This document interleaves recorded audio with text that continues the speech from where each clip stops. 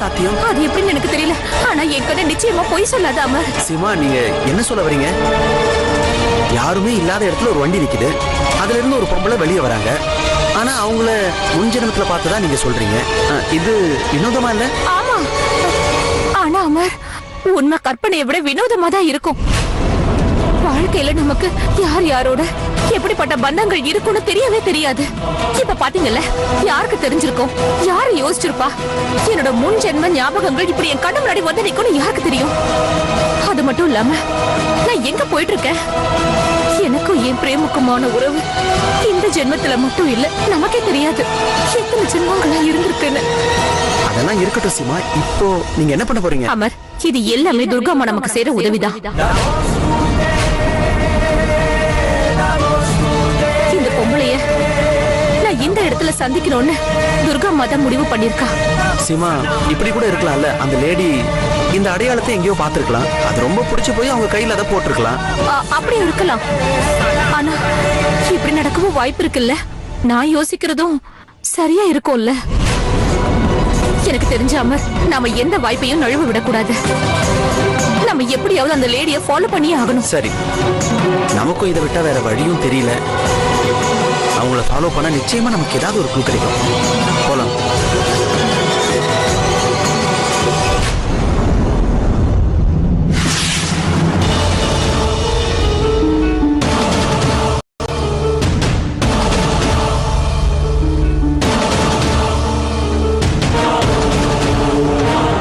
தாயே துர்காதேவி, இப்ப என்ன பண்றது?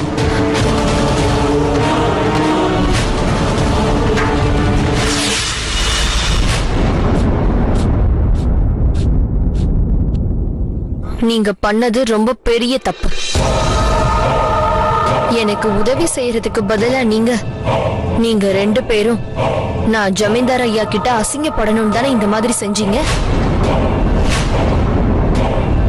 நான் முழு கவனத்தோடையும் முழு ஆர்வத்தோடையும் நீங்க சொன்னதெல்லாம் செய்யணும் தான் நினைச்சேன்.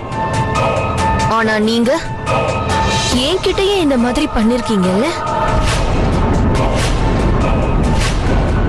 இல்ல இந்திராவதி, இது உங்களுக்கு. இப்ப நான் மட்டும் தான் பேசுவேன், நீங்க எல்லாம் கேளுங்க. இவங்களால ஜமீன்தார் ஐயா எனக்கு தண்டனை கொடுத்திருக்காரு. அதுவும் நான் செய்யாத தப்புக்கு தண்டனை அனுபவிச்சிருக்கேன். இவங்க மேல நான் வச்சிருந்த நம்பிக்கைக்கு துரோகம் பண்ணிட்டாங்க. அதனால நான் இவங்களுக்கு கண்டிப்பா தண்டனை கொடுப்பேன். இல்ல வேண்டாம், தயவு செஞ்சு எங்களை மன்னிச்சிருங்க. இனிமே இப்படி எல்லாம் பண்ண மாட்டோம். தயவு செஞ்சு மன்னிச்சிருங்க ப்ளீஸ். ஏன் இந்த மாதிரி பண்ணீங்க? எங்க பாருங்க, அது என்னன்னா, நீங்க என்னோட குடும்பத்துல அது நான் என்ன சொல்ல வந்தேன்னா, நீங்க எங்களோட குடும்பத்துக்கு நிறைய பிரச்சனைகளை கொடுத்துட்டீங்கல்ல. அதனாலதான் நாங்க இப்படி உங்களுக்கு கொஞ்சம் கஷ்டத்தை கொடுக்கலான்னு இந்த மாதிரி பண்ணிட்டோம். நீங்க இந்த பிரச்சனையை பத்தி பெருசா பேசுறீங்களே, போன ஜென்மத்துல சீமா எனக்கு பண்ண அநியாயத்தை பத்தி நீங்க யாராவது யோசிச்சீங்களா? அவளோட தப்ப உணர்ந்து இப்ப அதுக்கான பரிகாரத்தையும் அவ பண்றதுக்கு தயாராயிட்டா. ஆனா நீங்க ரெண்டு பேரும் அவளோட முயற்சியை வீணாக்கிறதுக்கு தானே பாக்குறீங்க. ஏன்? இதுக்கான தண்டனை உங்க ரெண்டு பேருக்கும் கண்டிப்பா கொடுத்தாகணும்.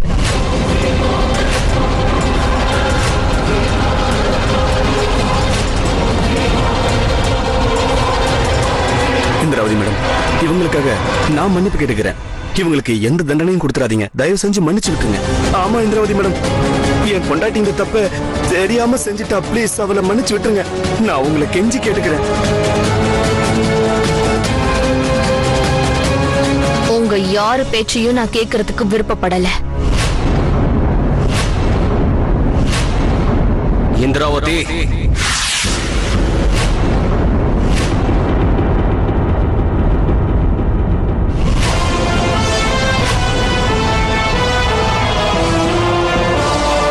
ஜமீன்தார் ஐயா,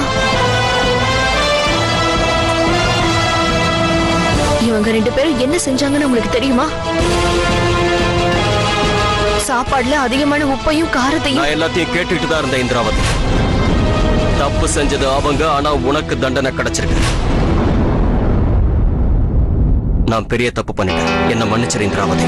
இல்ல ஜமீன்தார் ஐயா, ஆனா நீங்க நிச்சயமா உனக்கு நியாயம் கிடைக்கும்.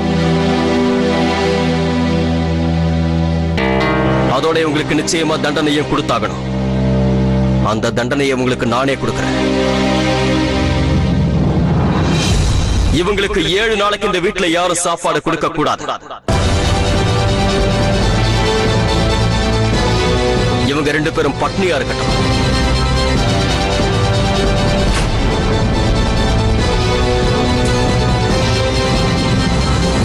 என்ன பிரேம், ஏன் இப்படி சொல்லிட்ட?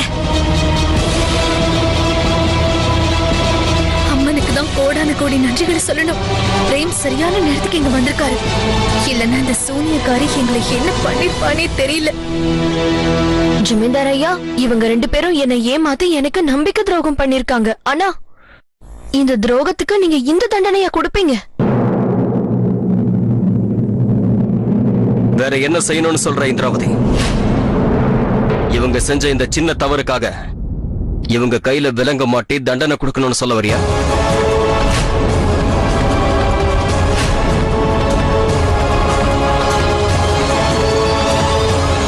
இவங்க செஞ்ச தவறுக்காக மொத்த குடும்பத்துக்கும் தண்டனை கொடுக்கணும்னு சொல்றியா? ஆனா ஜமீன்தார் ஐயா, இதெல்லாம் நியாயமே இல்லை.